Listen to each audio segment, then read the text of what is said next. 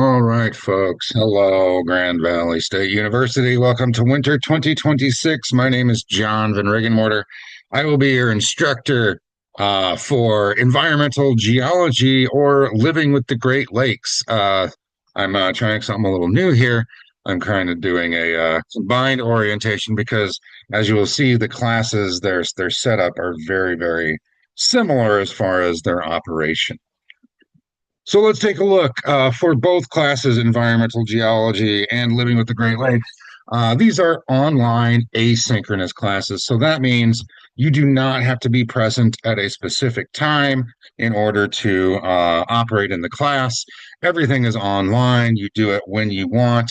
However, there are a few things you need to know. Weekly due dates, your weekly assignments, you can do them anytime during the week, but they are all due Sunday nights at 11:59 p.m. So the material for this first week here is all due on Sunday at 11:59 p.m. That includes the videos, the discussion, the homework assignments, and the quizzes.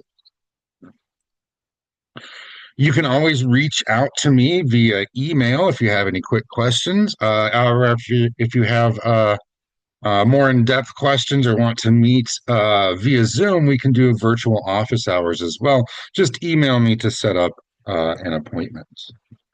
There are no required text materials for this course. Everything you need to know comes out of the lectures and weekly assignments like homework and discussion and all that kind of stuff. So you don't need a textbook per se, but I have linked several free options.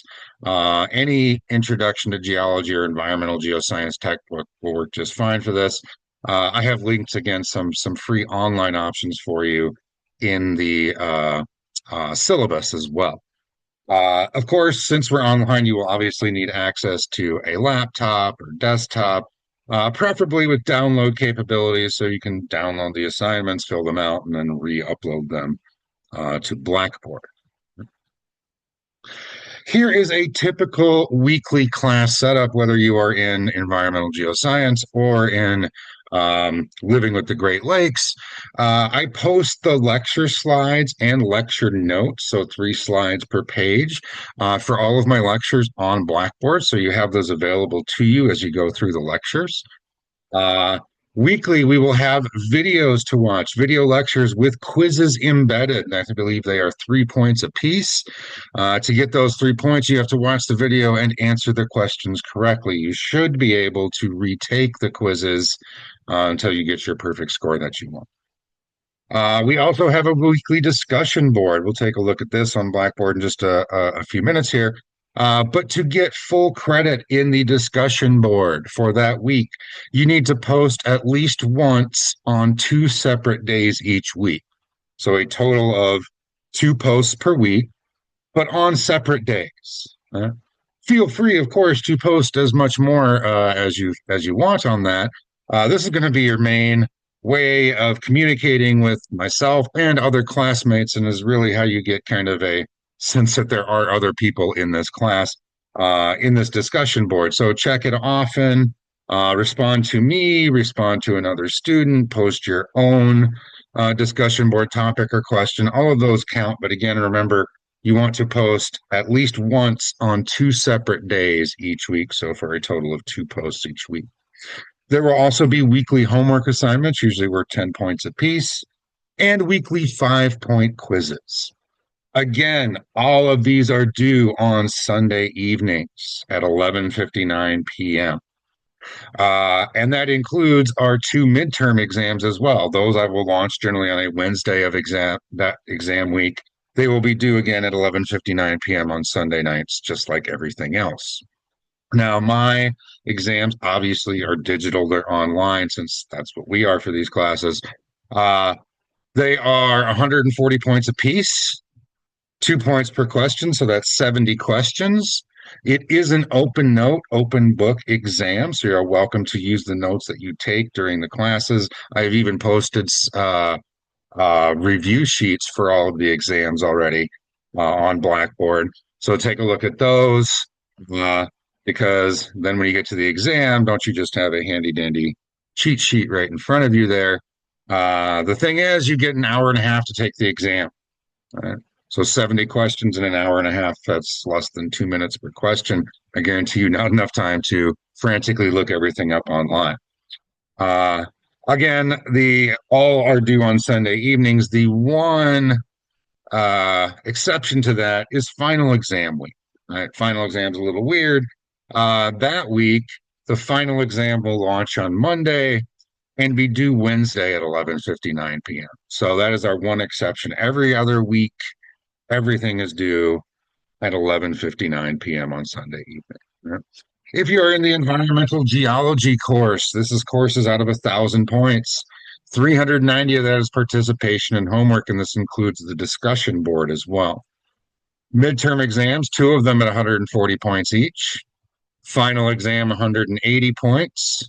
So not much more than a regular exam. Think mostly new material with a few big concept questions coming directly off those old exams. And then you have a semester project, an environmental geology project worth 150 points. There's several parts of this project, so we'll look at that in just a moment here. But if you add those all up, they total out 1,000 points for the semester. That is what you are looking at. If you are living with the Great Lakes class, it's out of 1,050 points. That's just what it happened to work out to be last semester, so I left it like that. Participation in homework, 440. That's where the different 50 points comes from. Midterm exams, again, two at 140 points each, a final exam at 180 points. And then your semester project is a Great Lakes project where you get to do a project related to some sort of aspect related to the Great Lakes. Uh, that is for a total out of 1,050 points. So let's take a look at these semester projects. For the environmental geology project, as a well-informed, socially active resident of planet Earth, you are interested in informing the general public all about environmental geology. Your mission, create a project to educate the public on a particular topic related to environmental geology. The idea here is for you to use your own interests and your own skills to make this project interesting and in-depth to you, right? So you learn a lot while you're doing it as well. For the Great Lakes project, very similar. As a well-informed, socially active resident of our Great Lakes, you are interested in informing the public about some aspect of the Great Lakes. Your mission is to create a project to educate the public on a particular topic related to the Great Lakes. Right? For environmental geology, as long as we can tie it into environmental geology, it is a valid project. For the Great Lakes project, as long as we can tie it into the Great Lakes, it is a valid project. And obviously, there's a lot of overlap between topics in these two classes as well. I've had folks who have been fashion and tourism design majors make projects about the materials, the geological materials used in makeups and clothing. I've had tourism majors do tours around the Great Lakes. I had sports major do all the sports around the Great Lakes. Art majors, I've had do all sorts of art projects on national parks, on um, uh, let's see, uh, uh, one student did an art project where she drew pictures to go along with all sorts of different Native American folklore from around the Great Lakes, right? So think broadly, think widely on these projects, right? If we can tie it in, tie your interests and skills into this project, that would be wonderful. So for both projects, the idea is it should be a standalone project. And what I mean by that is you don't have to be there to present it. Think of something that would be at a museum or a tourist gift shop or an information center, something where somebody can walk up to and get the information out of. You don't have to be there to present. Now, the fun thing here, the media, the format, the design, and the implementation of this project are entirely up to you. You can do a PowerPoint. Those are very popular. Posters are very popular.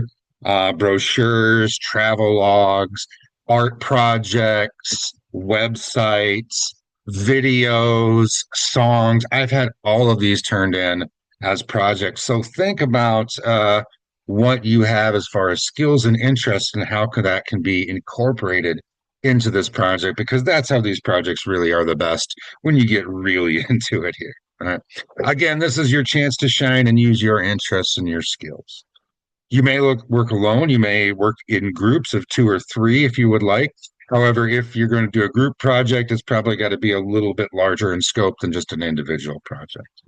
However, you must have your projects approved by me, and that will be in your initial project proposal. So let's take a look at these three different parts to this project. The first part is a project proposal.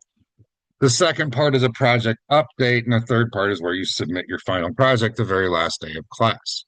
So for the environmental geology project, the project proposal is due on February 22nd. This is just a short proposal telling me what topic you chose, why you were interested in it, what kind of information you're going to cover, and what media you're going to use. It's going to be a video, a PowerPoint, a song. What are you going to do? Right? Then the project update is on April 5th, basically just a short update to me on how your project's going, what problems you're having. And then at this point, I'll have you take a look at the rubric as well and make sure it works with your project. And then the last date here, the 26th, the very last date of class, that is when your final project is due to me. For the Great Lakes project deadline, the proposal, I believe, is a week later. It is on 3/1. So again, you'll tell me what your project is, what media you're going to use, that kind of good stuff. The project update, just like before, is on the 5th of April. And then the project itself is due that last day of class, the 26th of April. So 15 points, and 120 points for the final project for a total of 150 points on these projects here. So that's kind of what I wanted to cover as far as the details of the classes here. Now I'd like to take a look here at our Blackboard pages. And again, you'll notice that our Blackboard pages will be very similar. Here's the environmental geoscience Blackboard page. At the very top here, I have pinned about this course. This is where all the important information that you're going to want is syllabus and schedule, instructor information, a little ditty about me, not that you care about that, but there's my contact information. Exam reviews, all three exam reviews are already up and ready to go. Let's take a look, for example, at this first exam review. We click on it here, we find out, oh my goodness, this one is 5 pages long, but it's very specific. What is plate tectonics considered this seminal theory in geology, right? What group of minerals is quartz in? Which group of minerals forms at lower temperatures, right? Very specific, right? What is a felsic rock? What is a mafic rock? My promise to you is that 95% of the material on the exam comes directly off this study guide. So if you look at it the night before the exam, you're going to hate me. If you look at it throughout the semester, perhaps as you're going through these different videos and chapters and weekly assignments, if you're filling this out, well, again, don't you just have a handy dandy cheat sheet in front of you there when you go to take that exam? Because yes, again, the exam is open note, open book, but an hour and a half time limit to do 70 questions. So definitely not enough time to look things up. Here's all the information you'll need on your environmental geology project. The rubric is posted. A few topic ideas are posted for you as well, in case you just kind of want a starting point. But this is by no means any exhaustive list of topics. It's just kind of what I thought of in a few quick minutes here. Right. If you have questions on, have an idea you want to do for this project, if you have questions whether or not it'll work, shoot me an email. We'll discuss about how we can make that work for you. Right. Again, take now a look at the Living with the Great Lakes class. Very similar about this course up here: syllabus, schedule, contact information for me, exam reviews for the 3 exams, and then Great Lakes project information, project rubric, a few topic ideas for your projects. Oh, and then I've linked project examples here. I will put that up on the environmental geoscience as well. Just some ideas. Here are some projects that actually made it up onto Grand Valley's website. This is the Making Waves initiative. Some fun projects that students did in this class. Here's a journalism major that did a video on line 5, rap about the Great Lakes. Here's Trump as an invasive species, a zebra mussel, and then a song about hurricanes. Some ideas to check out just to kind of give you an idea of what folks have been doing in these classes here. And then our weekly assignments. Actually, let me enter student preview here so you can see, it'll look exactly like you have it here. Again, here's our about this course material. And then the first week's material, if you click on that, it'll open it up. Here's the orientation video. Here are the PDFs for the weekly weekly lectures. So here's all the full slide material going over all the information in these weekly lectures. Let's go back here. Oops. And then I wanted to show you two here. I put them up in notes format as well for each of the lectures, which is 3 slides per page. I found this to be especially useful when I started going through grad school. One of my profs did this for us and actually at the time printed them all out. But here I made it available. So 3 slides per page. So all the information on that slide in the videos is right there on the page. And you can just kind of take notes on the side as you watch the videos. Those are there for you to use or not use at your discretion. Right? Here are weekly videos to watch. So about the nature of science. And then here's more lecture slides on introduction to the Great Lakes and videos on the Great Lakes. Here's our discussion board, right? Our weekly discussion board. Again, to get full credit, the 10 points for this week, you must make one post on 2 separate days each week. So a total of 2 posts per week, but on separate days. If you post them on the same day, you will not get full credit. So the reason for this, again, is I want to keep you up to date and engaged in what's going on in this discussion because it really is our one kind of sense that there are other people in this class and our best way to interact with each other throughout the semester. As you can see, folks have already been posting prevalently in the discussion forum for this week. So go ahead and check that out. Each week, I list a few discussion prompts, a few ideas for kind of kick off your discussion that week. Here's one. What is your favorite activity to do in the Great Lakes and why? What is your favorite place in the Great Lakes and why? What questions do you have for this week? Right? Or if you don't like any of my posts, post your own discussion thread related to something this week. All of that counts. Responding to any of my prompts, responding to me, responding to other students, all of these count towards your 2 posts per week. But again, they have to be on separate days. Things that do not count are responses like "that's so interesting" or "I like rocks." It has to be a thought out, intelligent response that adds something to the conversation. Right? As long as you do that twice a week, you will get the full 10 points in there. Right? After that, we have a couple of assignments. Here's the nature of science and geology assignment.